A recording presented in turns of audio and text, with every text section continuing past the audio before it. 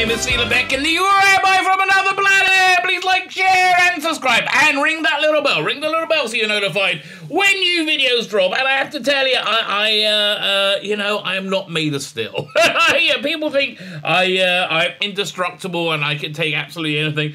Last night I was doing my live stream and I was going to do the recap of Star Trek Discovery season, whatever, 4 is it? Episode 11. I think it's called Rosetta, I think. I can't remember. And I just couldn't do it. You know, I just couldn't. There's only so much stupid. My brain can take. I just couldn't do it. I'm sorry. So I said I'll do it as a video. Normally, at this point, I go cut over. It's a video of I download from my live stream. Go over it. No, I'm going to do it right here, right now.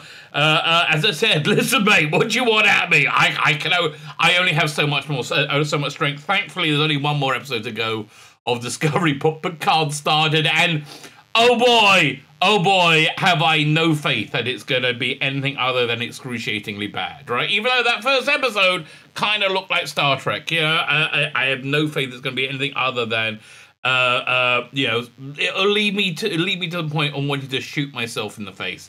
Don't do that, kids. Okay, that's bad for you. Anyway, fine. So let's. I've watched it, and I have watched this nonsense. I've watched it, so you don't have to. The reason, really, it's really settled into now in season 4. It's worked out what it is. It's like, geek girls. You know, geek girls weren't really a thing before like 10 years ago, right?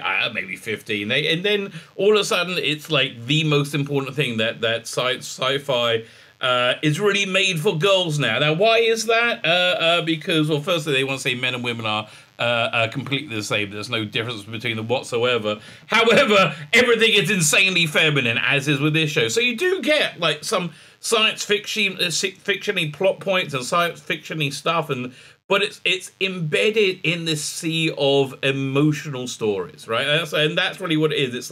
It's like a chick show. Sometimes I watch this stuff my wife watches, and it's excruciating. They're always like, Grey's Anatomy. They're always, because it's always about feelings and feelings and feelings, lots of feelings, and it's not my bag, man. Okay, it's not my bag. Putting it in space doesn't make it any more my bag. In fact, it feels like you sort of invade it. So that's basically what this episode is, basically what this show is, right? So, however, a lot of us have this really seemingly unbreakable bond with our genre, and we just can't walk away, but we can't bring ourselves to watch it. So, as I said, I've watched it, so you don't have to. Only one more episode to go. I hope. Oh gosh, I hope. Fine, before we get into it, like, share, subscribe, Substack, all those things are very, very good things to do. What is Substack, you may ask? It is my email newsletter. I haven't actually sent one out for a couple of days. Man, I've been busy. Okay, I'm just getting to the point where I can breathe now. I've just had a lot of like regular work on. What can I tell you? Man does not live by bread alone. And let me tell you, sushi is quite good. So, so Substack is my email newsletter. I give stuff away on it, right? I put out comic strips. I put out classic comic strips. Put out ones that I've done. I put out, classic ones. I put out the books, new adventures.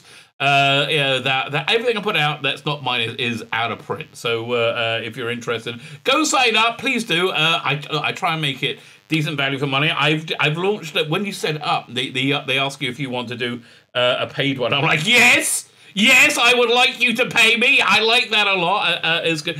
And my plan was to launch my new comic book on there, Crown of the Empire. I just haven't had time, right? And I got the first 2 issues ready to go. Lettered, ready, 100%. I got 2 months worth there ready to go. It's just, I got too much going on. It's the way it is. I just got too much bloody going on. So what I've decided, I got to give you guys something of worth, something of value. So NFTs are a big thing. My son is super into them, and he's been wanting me to do them. Look, an NFT is basically a digital. They're going to be like trading cards, right? I'm going to be doing like these things for. I did these for my Indiegogo campaign for the male gaze, kind of like burlesque, naughty-ish cards. But they're going to be like a digital trading card. Each one is going to be unique for each person, and it's kind of like it's like a new cryptocurrency. I don't really understand it, right? I don't really understand it, but that's apparently what it is. So if you sign up this month, the one you're going to get is going to be the most valuable, if there's any value to it whatsoever. Right, they're going to be the most valuable because they're going to be the fewest of them, right? And the more people sign up, the more they're going to be. But they're going to be kind of exclusive. So if you want to if you want to throw me a couple of bucks, that's the way. That's the way. And as I said, I do. I'm just going to dump everything on my free one and give the NFTs to the paid one. So everything I was going to give to the paid one, I think I'm going to give to everybody because I like giving stuff away. Like I like pleasing my audience because I'm insanely grateful for you being here. That's the answer. I'm insanely grateful for being here. Please comment. Let me know what you think about this unwatchable trick. Please, that'd be lovely. Fine. Let's pull up the. How many? 323 screenshots. God help me. God help me. I don't think we're going to make it. Listen, if I have to stop this video in the middle to call the Samaritans, you know why. So we open up. Da, da, da, da, da, da, da, da. Whoosh. Don't think about that. There's nothing Star Trek about that, okay? Don't get whistled for Star Trek. We're watching Discovery, which is nothing about Star Trek. And we know we're watching female sci-fi because why? Opens up on a picture of Grudge the cat, and then we have a perturbed-looking Burnham. Oh, she does scrunch face a lot this week, like a lot of scrunch face, and it's excruciating, right? It's an excruciating Captain Log where she's like talks about her feelings and how the stakes are so insanely high, and they got to find the species 10C. Which what was the name of that species from Voyager? The first CGI species, the one that were defeating the Borg in fluidic space. It'll sound like that. It'll sound like that. So they're in this like null field outside the universe, which they boringly got to last week, and they got to work out something about them, right? They don't know anything about this species, how to communicate, what they are.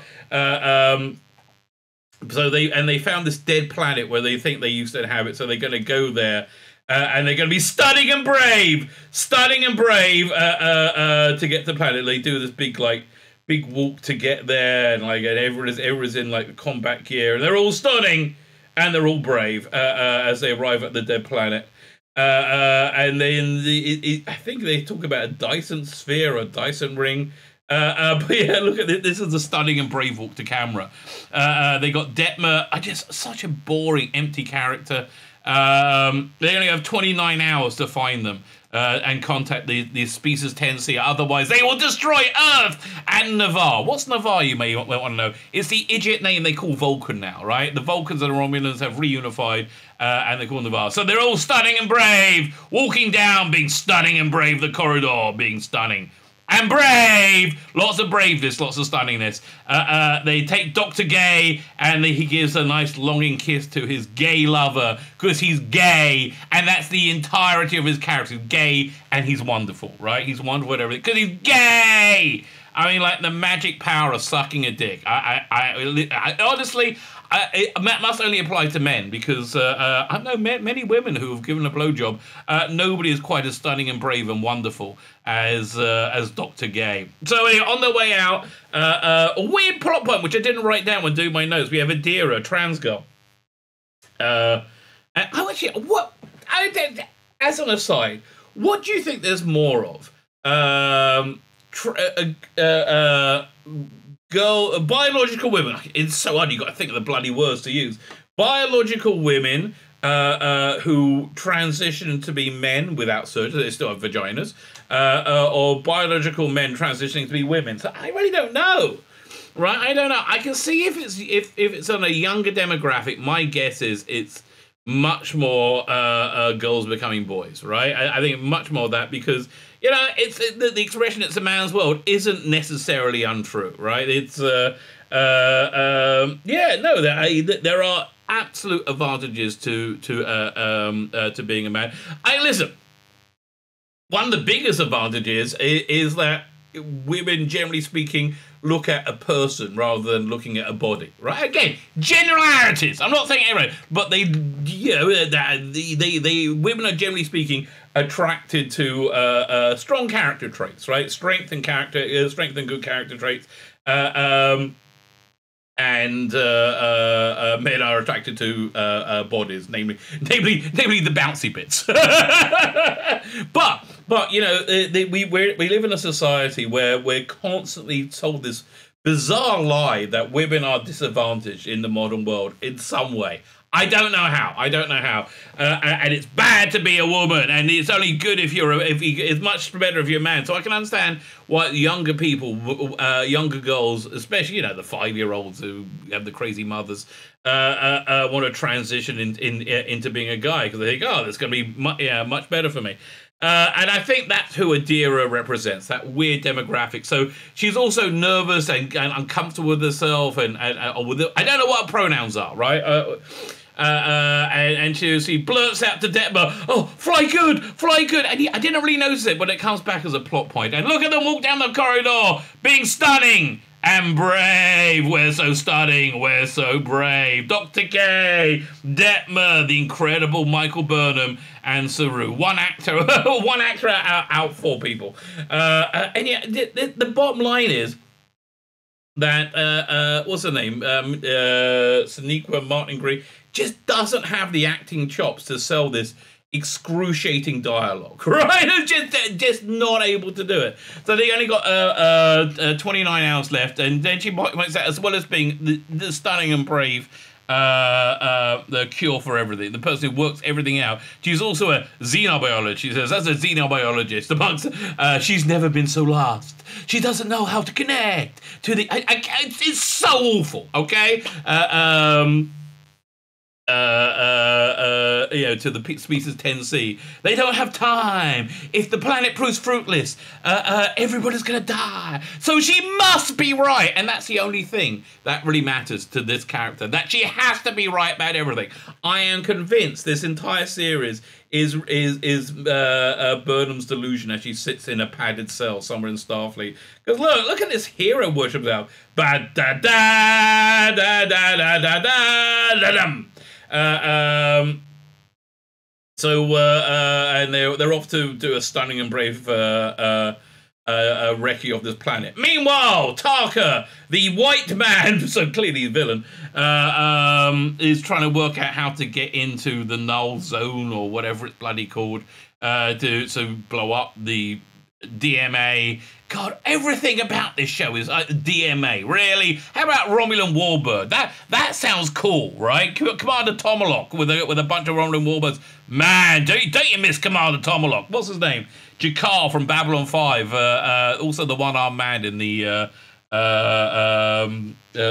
Fugitive movie. You ever seen The Fugitive? Harrison Ford? Freaking awesome! I didn't kill my wife. I don't care. So much better than this. You see, anything is better than this. This is freaking awful. So anyway, they're trying to work out how to get in there, and Book is like, well, of course, Burnham is stunning and brave, and she's going to be able to work out how to get in there. No problem whatsoever. So what we're going to do, we're going to Millennium Falcon it. Remember in Empire Strikes Back, you had the Millennium Falcon lock on to the Star Destroyer to avoid detection, then break off with all the rubble, and then there was Slave One chasing him. Oh, don't you remember when these things were good? Oh, awesome. Anyway, not called Slave One anymore, is it? I don't know. Oh God! What have they done to Boba Fett? Whoa. If we weren't facing the threat of imminent nuclear war, I would be much more bothered by all this stuff, you know. But okay, save your radiation rats now, kids. You know, you're gonna want something to barter and eat after the big one drops. Anyway, So Tarka needs to solve the problem. So they say they're going to latch on to Discovery. So Tarka needs to solve the problem of getting past Zora. Zora, if you forget, back in season 2, they come across this billion-year-old or very old repository of all knowledge, and it ends up inside Discovery, taking over the computer and becomes sentient. But it's incredible. It's incredible. It becomes sentient. You never guess what identity it takes on. Yeah, it's a chick. It's another chick. Incredible, right? So Zora, a chick with lots of feelings, right? So they got to get past Zora. So he said, oh, there's a patch I can do to numb Discovery's senses. What Zora knows is being numbed? Okay, so they can lock on for long enough, right? But the drawback is they got to put the patch on manually, right? So they're like, okay, we got to sneak onto Discovery. So Targa says, listen, I'll just go do it myself. And Book's like, no, I'm coming with you. He's like, that's not a good idea. Why? He's like, they don't explain it, right? They don't explain it. It's just a dumb idea. But yes, we're gonna sneak on Discovery. So meanwhile, in this this crappy what's it? Not dock. What do you call this thing? Shuttle base set. Burnham goes and she meets the president and everyone, and they're all stunning and brave, doing this stunning and brave thing. And Godspeed, Captain, says the, oh God, another irritating woman authority figure. And she's not irritating because she's a female authority figure. She's irritating because she's irritating! Oh, another Karen from space. And they say, best of luck, Burnham. Oh, you're going to be so stunning and brave. Fine. So off they go. And the president of Vulcan, Navarre, says, oh, come back soon, please. I still haven't finished having all my feelings about Saru, because it's all about feelings. Meanwhile, stunning and brave black general from Earth, Ungumbe, or whatever, we're going to call it Ungumbe.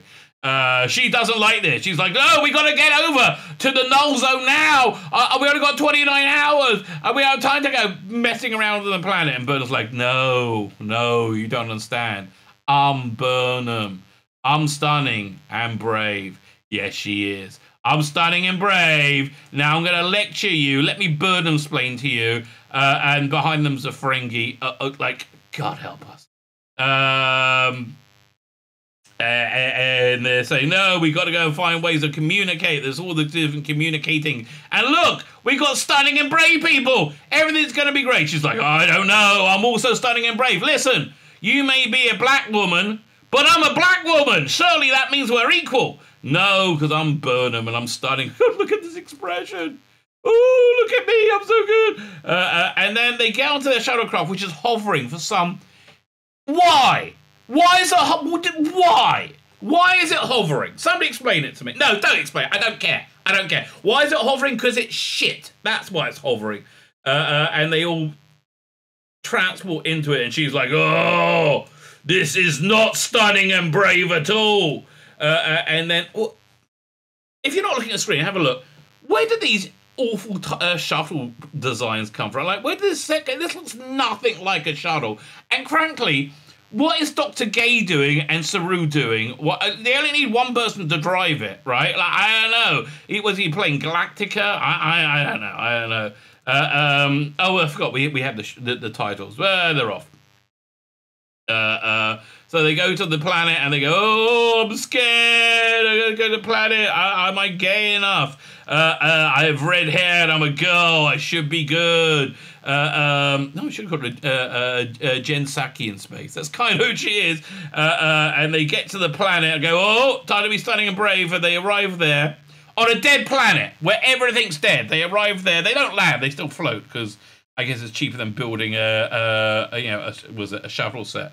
They just float, and then they for some reason cloak the shuttle because Starfleet have cloaks now. I don't know, for reasons. And they look. So they go looking around. Around the planet? It was banned 1,000 years ago. They said, oh, the 10C apparently lived in cloud layers. They're huge with very light bone structure that can float on the clouds. And they look around, going, oh, look, it's we've got a fire zone, everything. And they pull out their guns. Oh, look around, everyone, get ready. But suddenly, Saru gets hit by the skeeves. He's like, and he starts to freak out. And he's like, no, I'm freaking out. And he sees all these things, and they're like, Saru, why are you he's like, help me, I'm freaking out. And they're like, well, what's going on? Why are you freaking out? And Dr. Gay says, can I help you? I'm gay. Does my gayness help you from me being gay? And he's like, I'm scared. Even though you're gay, I'm scared. And he's very, very scared, right? So yeah, the planet's been dead for 1,000 years because of an asteroid bombardment. As he whimpers, Dr. Gage is trying to calm him down. And then Burnham is thinking, because she's always thinking, because she's a smart one. She's always brilliant, Burnham. And they're looking around and they're saying, "Oh, look at it! It's like light from that giant bone." And they see how big it is. And that's what they call a boner, I think, probably. Meanwhile, they're about to beam over to was it Discovery? And be stunning and brave over there, and they have to go and put this patch in, and they both kneel down. This is their transporter, apparently, and he says, he asks you, why are you kneeling down? He says, "I don't want to be cut in half." And he's like, he kneels with him, and then they teleport into this tiny space. Maybe before they transported, they said, "Oh, we got to kneel down," right? I don't know. So they're in a Jeffries tube or something. Discovery is conveniently unoccupied. And actually, I've really noticed a way they're trying to save money this year is just by having less actors. I mean, they wrote out Tilly like, "Bye! Bye! And listen, here, Tilly, good news, bad news. I got a box full of cakes for you, okay? A box full of cakes and also your pink slip. All in there." And so that worked out. And then, Dira wasn't in for. They just keep writing people out and they have a smaller and smaller core cast. So they're there and they got to go, we go this way. And they'll go down the Jeffries tubes. Meanwhile, on the planet, they're investigating. They're going, "Oh, let's do some investigation. Maybe we have to go." Why was Saru freaking out? We don't know, but he's still kind of freaking out. And they say, "Oh, we can go. There's a place to go over there, so let's go over there." But Saru's still a bit like, "Freaked out. Help me!" Meanwhile, Asian guy. Who wasn't he the guy in Lost? I can't remember. Asian guy who's somewhat abrasive. Gets a visit from the stunning and brave president. "Hi, I'm the president." He's doing a crossword.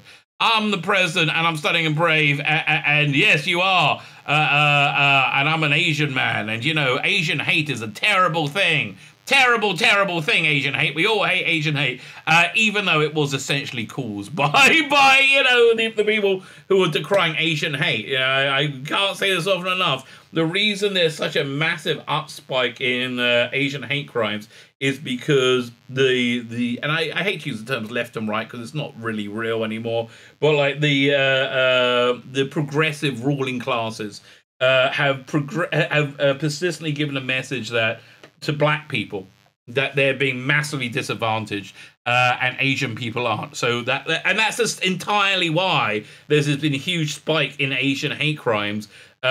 Which is universally by black people. The data is just shocking. I'm not saying that black people have a propensity to attack Asian people. I'm saying human beings have a propensity to be controlled. And I think that's exactly what's going on. And then they turned around and said, "Oh, look, it's all the white supremacists attacking. We got to clamp down those evil white supremacists," which means anybody who doesn't believe in our progressive, insane worldview. Okay, so that's basically why he's in it, right? And so she's like, "Listen, you're a guy and you're being a bit of a dick. You're making everybody feel down, right? You need to be less blunt. You need to be more girly. You need to be a bit more girly, a bit more feminine." He's like, "Oh, that's pretty stunning and brave." Then she's like, finishes his question for him. His clue says, "Obligation, because I'm a girl and I can do everything. I'm the best if ever because I'm the president." She just talks down to him. He's a silly, blunt man. He's hurt the girl's feelings, which makes everything harder, right? Oh, God, I hate the show. Meanwhile, Book and Tarka are sneaking around the Jeffries tubes and, oh, yeah. So this is weird. This whole while they're in there, they eavesdrop on the mess, right? Is it 10 forward? I think it's just the mess is what they call it, which is what I will call the show. Seeing if it's clear to make a shortcut. And there they hear a conversation between the stunning brave black general from Earth and the Vulcan. And look, they're just sitting there eavesdropping. It's weird. that the tendency is coming to Earth and Vulcan, and the general doesn't like wasting time. They got to get to Earth, and she's like, "Oh, we got to be stunning and brave, stunning and brave." And he's like, "We might be able to do something with this, with the stunning and braveness." And he says, I'm not sure if this is the point. But I think he says a bit later. Fine. So meanwhile, on the planet, they found the structure they're going into, and they walk around, go, "Oh, where are we?" And we can't really see much because it's all dark, and it looks like garbage, right? It just looks like absolute garbage. And Saru's still freaking out, and Dr. Gay says, "But nothing can get through our suits because they're suits. And nothing can get through our suits because they're suits. And science. He's like, "I'm still freaking out. Science." And then suddenly, Dr. Gay starts freaking out as well. Like, "Whoa, what's going on?" Okay, so meanwhile, Tarka and Book, Book has the plan. He's going to go and try and get the Black General on side, right? While and tell him everything they're doing. And Tarka's like, "Well, you're going to get us all killed." And he's like, "No, we got to be stunning and brave." Oh, I guess, go be stunning and brave. And honestly, I don't know who the Tarka actor is, but he's the only person in this entire production that in any way is vaguely convincing as an actor. It's not very good. Okay, I tell you, it's not very good at all. So what's going on? And then back on the planet, Burnham's trying to sneak it. They're trying to work out what's going on. And then, oh no, it gets really bad because she gets affected by fear. Goes, I'm freaking out. And she starts freaking out, seeing monsters. "Help me! I'm stunning and brave, but oh no! Emotions are overwhelming me." Which, when you find out what's going on, that's exactly what's going on. Right? Oh, so many emotions. Oh, I don't know what to do. Fine. Yeah. So she just freaks out, keeps freaking out. "Oh, we got to work this out. Help us. We're scanning us. We all seem to be normal, right? I don't know what's going on." This whole episode is a lot of people just talking about their bloody feelings over and over. Oh, just leave me alone. I don't care about your feelings. So meanwhile, Tarka eavesdrops on another conversation. He's trying to get into engineering and wants to see if it's empty. And it's Jet Reno, whatever her name is. Look, you see about 2 episodes a season, right? This is how they're keeping the cost down. It's so incredibly successful. They're getting another series, though. Don't think they're not getting another series. Unless there's a nuclear war, which, please. I decry the loss of life. The UN. I think 3 months ago did a war game simulation to see what a war between America and Russia would look like. 1 billion dead. 1 billion dead. That's what they're pushing for. 1 billion dead. I guess they're hoping there'll be the billion people who don't vote for them, right? So she has this weird conversation with Adira, and Adira's like, I'm very uncomfortable, but I like Detmer. Oh, she gets me going. What happened? Grade's gone, and now she wants to shag a lady. I don't know. And she's like, why don't you just go talk to her and be nice and normal? Because she can't be. And I like the way she kind of got her costume, her jacket unzipped. It kind of works for the character. Right? Oh God, nothing works for this character, Adira. So anyway, then he sees this box over in engineering, and he looks at it and goes, and he never ever called back to that at all, right? He never ever come back to that. Meanwhile, on the planet, they're trying to work out what's going on, and then suddenly, of course, Burnham works it out, right? There's all this dust floating around. And they go, maybe it's the dust, right? Maybe it's the dust. This is after, who is it? Dr. Gay gets infected with fear as well. And Terra, Terra. And look, just talking over and over again. The only one not infected is Detmer. And they work out, it's the dust, right? It's the polycarbides in the dust. And Saru got hit with it first, and that he walked through a thing, even though you didn't see it, right? It wasn't during, you didn't see his like foot go through the thing of dust and it blew up. No. They're just telling you after the fact because it's shit. Because this is unwatchable shit. How unwatchable shit is it? This review and recap is way better. Okay, and I say that as what's going to say? I say that as unbiased as humanly possible, right? So anyway, so they realize the dust. We got to go over there. Meanwhile, this alien comes on, who's got a very weird voice, a very like voicey, like male voice, which is strange. And so there's several replicators making boiled bananas, right? And he's like, what? That's not possible. There's no food here other than the replicators. They go down, we're all starved to death. So they're like, everybody leave engineering. Everybody. Just everybody desert engineering. There's only 7 people on the ship now. Just everybody go. Everybody leave engineering. Leave it completely alone. And then Tarka sneaks in because they're all out fixing the replicators. And he starts to fix the... put his patch in, right? Meanwhile, Stunning and Brave Black General is met by Booker, and he kind of brings her around, and they talk about their feelings in space, right? He says, but you're stunning and brave. And she says, okay, fine, we'll make a deal.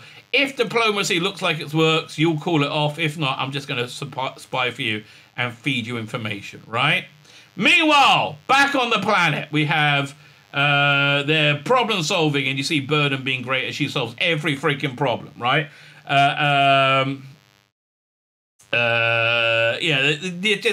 There's nothing that she can't work out. You don't need any other character. You just need Burden because she does it. All she needs characters is her to like talk to and be stunning and brave to. Right, and they realize that the dust contains the emotions of species 10C, right? And they start crying because they get the emotions of when they all died. Look, here a bit of crying in space, okay? And Detmer hasn't walked through any emotions yet, so she's fine. And they realize this is a way to communicate. And it also shows they go to another part where there's where it's a nursery. I'm not sure if this is it yet, but they go to another part. Turns out to be a nursery because all the young is there. And look, just constant talking, blah blah blah blah blah. That feeling, talky feelings, talky feelings, right? Meanwhile, on Discovery, Tarka's putting the patch in. He just finishes, and in walks Jet Reno again, if that's the name, and he hides. But she's like, someone's in here, and she catches him. Bum bum bum. So they make it to this nursery, and they go, that means they care for their young, and the emotions they get there are all warm and parental, and they feel so loving and wonderful. Oh, we feel our parents, and it's the best it's ever. Oh, it's so good. Everything's so good. And they work out they can use this dust to communicate with Tennessee, and then they go back to disco. Right? Look at us. We did a good job. We're the best there is ever. And they scanning, and they got like they're scanning for all all the different dusts they can find. And Dr. Gay said, "Oh, we're so gay and so good," and everybody's like pats each other on the back. Detmer apologizes for being unprofessional when she starts crying when she talks about her father. But apparently, she was just raised by her father. And her mother was dead, and they were very close. And she remembered her father, started crying because they cry in space because they were stunning women crying in space. And Dr. Gay's basically a crying woman. And so so Detmer's like, I don't understand. If they know what it's like to have your planet destroyed, how can they be destroying planets? And Dr. Gay's like, well, maybe they just don't know. I think this shows they just don't know they're doing it. And when we explain it, it's all going to be good. Then Saru points out, like, yeah, it could be, or maybe they just don't. they just don't give a shit. Okay, so then they have a briefing And Stamets says we found 16 different emotional states we can communicate with. And the Asian guy's like, well, the Rosetta Stone had more than that. But and then he's like, well, good work. Because he was told off by the stunning and brave president. Oh, you're so stunning and so brave. So then the Vulcan president says, so Saru, how you feeling? How was your arduous task? Would you like to go for a stroll with me in the holodeck and like a blowjob? I think that the blowjob bit was a subtext, but I'll go with it. And Saru, after speaking to Stamets, said, oh, Stamets, lad, look at me. Go for it, mate. Go for it. Oh, isn't it going to be great, stunning and brave? And they're like, yes, I would love to go for a walk in the holodeck with you, right? Absolutely love to do that. And so Stamets talks to Burnham and says, the data you found changes everything. You have changed everything once again by being stunning and brave and the bestest ever. The absolute bestest ever. Oh, God, the slides are frozen. Oh, here we go. There you go. Oh, you're the bestest ever. Thank you so much. And changing it for finding this new data. All because your stunning braveness. I'm so proud. Oh, we're all so proud. Let's cry. In space! Oh, that's going to be on the thumbnail. There you go. That's the one. And they smile at each other, and they have emotions, meanwhile, Book is spying on Burnham. Is that actually through a window? Or, I don't know what the hell this is. I don't know how he's spying on Burnham, but it's weird, and it's bloody creepy, okay? It's weird and creepy. Okay, meanwhile, Book, so he's creepy, he's spying on Burnham, and then he goes back at 10 forward. Detmer's sitting alone, and Adira comes and says, hi, can I talk to you? I'm scared. He says, yeah, no problem. You can visit with me. That sounds nice. It just seems to be that she's dumped Grey already, and they're on their way to scissoring in space, right? Scissoring in space. So then Dr. Gay meets, I don't even remember what they're talking about. It's just more emotions, like, oh, your emotions are so, you're so stunning and brave, and oh, great, and that's emotions, lots of emotions. Let's emote a lot. Oh, but I'm worried about the, yeah, me too, but our emotions will be stunning and brave, and carry us through, and off they fly, whoosh, with the Book ship attached to them. He beams back to his ship. What on earth, happened to Taka? And he finds that she's on the ship, and she turns out that she's a hostage now, right? She's a hostage being taken by the evil Taka. How do you know he's evil? He's a white man, right? He's a white man. And there we go. That was episode 11. Oh, God. Do you see how little happened? Do you see how little went down? It was not mostly people talking to each other about their sorting emotions. And then we got one more episode to go. So normally the final episode is a big action one, right? Where they the ship's going to break into 1,000 ships to attack you. Ba, ba, ba. Lots of ba, ba, ba moment. And then they're going to cry, right? That's probably what's going to be in the end. They're going to cry. They're going to be successful. And they're going to be stunning and brave in space. My name is Tzvi Lebetkin, the Rabbi from another planet. Please like, share, and subscribe, and ring the little bell. Ring the little bell so you're notified when new videos drop.